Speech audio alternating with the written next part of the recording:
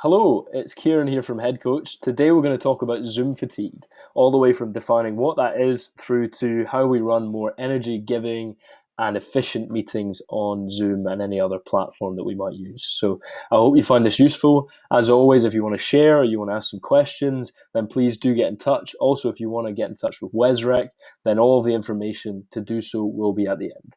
Thank you. So the term Zoom fatigue is something that's really came about since the arrival of COVID-19 into our lives. And it really is just the mental exhaustion from online conferencing.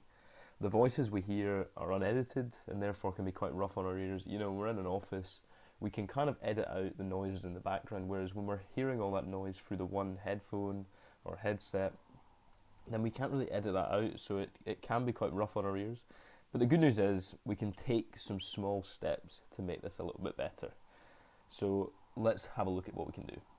So unnatural, unexpected noises, they invoke a response in our brain, and it can cause us to concentrate on those noises. It can also cause us to be annoyed by them, especially depending on the noise. For example, a sort of light tapping on a table, a bit like this, can be quite annoying. Or chewing, or even slurping in the background, and phones ringing can all be noises that just kind of can distract us and can be quite annoying when we're on a Zoom call. So we want to try and cut these out as best as possible. That might be putting yourself on mute, or it might just be trying as best you can not to make these noises.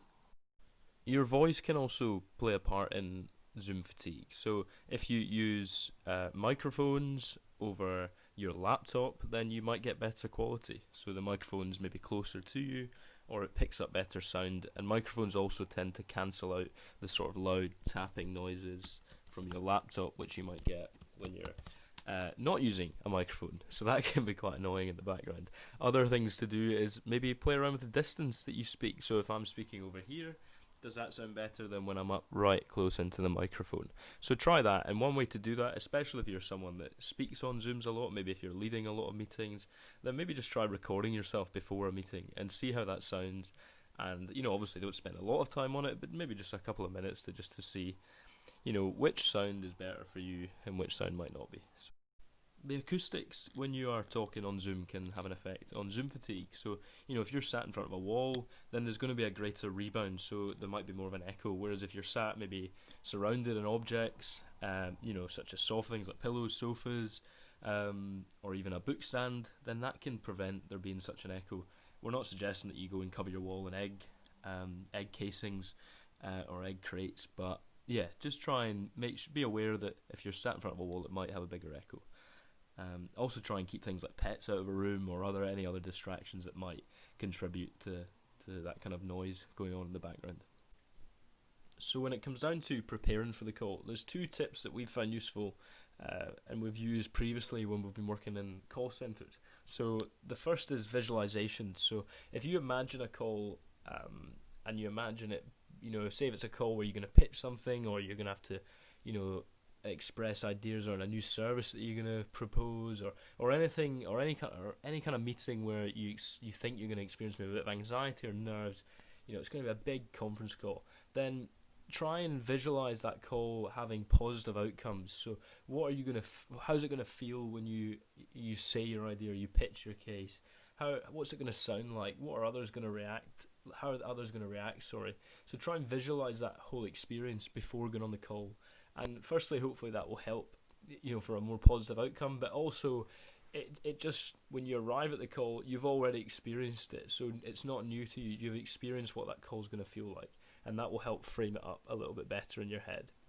The second tip, which we found is very useful on calls, especially maybe when there's a lot of tension. This is as I mentioned, we've used this previously in call centres. So there was one instance where the staff we were working with were finding it really hard to deal with customers that were complaining and were being really rude. So a technique we used was to use cuddly toys or funny photos of them or their friends and have them beside either the laptop or the phone. And that just brought a little bit of humour back into the room and a bit of lightheartedness. And we found that as a really useful technique in high intense environments. So that might be something to give a go when you're preparing for calls. If you're in the position where you run a lot of conference calls, perhaps you're a manager or a director, Then one technique we've been using recently to help aid our conference calls and make them easier and quicker and more time efficient, but also more energetic, is to set the question that we want the answer to and then set a direction. So for example, the question might be, how are we going to launch our new social media campaign? And whoever starts, go to the left. So if Adam starts, then Adam would say what he thinks, and then it would go to whoever's left of Adam, and so on and so forth. Now, in order to create that sequence, we draw up a virtual circle. So we have everyone's names in the form of a circle, and then we share that with everyone so that they know who's to the left and who's to the right of them. And that just makes that whole process a little bit easier, but it also allows everyone in the room to say their opinion and their thinking and contribute their ideas, because often what we find is people either sit there in silence or there's a lot of interruption, so this kind of helps get rid of that. And lastly, just adding to that, we have 3 basic rules that we use in our meetings. So the first being no interruptions. So if you are speaking, then no one else should be interrupting, butting in, or saying what they think until you've finished speaking. And the second rule is paying full attention to each other. So when we are speaking, when we are offering ideas, we're making sure we're listening. And even if you're on mute, you're still paying full attention. You're still putting your thumbs up. You're still nodding away when people are speaking. And finally, no distractions. So if someone is speaking, then it's important that we're all paying attention, but also not fidgeting or not playing with pens or tapping or anything else that we've mentioned so far in this video. And lastly, we just find that these techniques help save time, but they also make our meetings a little bit more energetic because everyone gets a chance to speak and say what they think and contribute their ideas. Thank you very much. I hope you found some of that useful. If you did, then please feel free to leave a comment or give it a share. But also I appreciate that it's hard to get all this information across in a video. So if you have any questions or some doubts or queries or anything that you thought, I kind of get this, but I'm not quite sure, then please do either give us a call, an email, or check out our website. And additionally, if you want to find out more information about the amazing work that WSREC do, then give them a phone, an email, or even check out their website as well. Have a great week, and I look forward to coming back next week with some more hopefully useful videos. Thank you.